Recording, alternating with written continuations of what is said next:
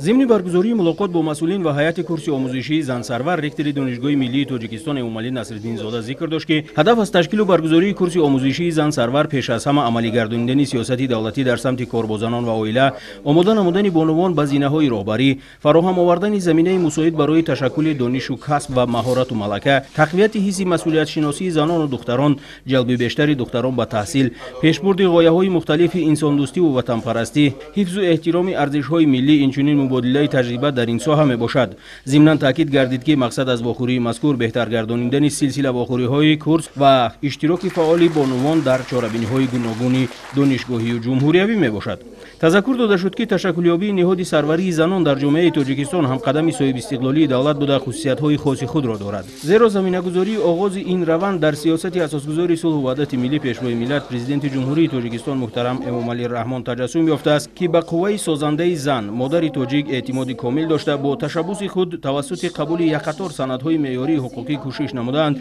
فضای مساعد را برای جلب هرچه بیشتر زنان در حیات اجتماعی و سیاسی جامعه فراهم آورند. تحلیل امروزه فعالیت زنان در ساحه‌های گوناگون حیات جامعه، موقع آنها نسبت به روندهای جامعه و نقش آنها در حیات اجتماعی و سیاسی و فرهنگی کشور شهادت از آن می‌دهد که ما به مرحله‌های رشد رفته ایستاده‌ایم. تأکید گردید در همایش در ادامه واخوری ناطقان پیرامون موقع بانوان در ادبیات و نقش آنها در رشد جامعه، اینچنین موقع سیاسی زنان در رشد دولتداری سخنرانی کرده بهر فعالیت منبعده کورس آموزشی زن سرور توصیه‌های مشخص دادند. واخوری مذکور با تقدیم افتخارنامه‌ها به یک زمره بانوان فعال دانشگاه و سپاریدن شهادتنامه‌ها به ختم کنندگان کورس مذکور خاتمه یافت.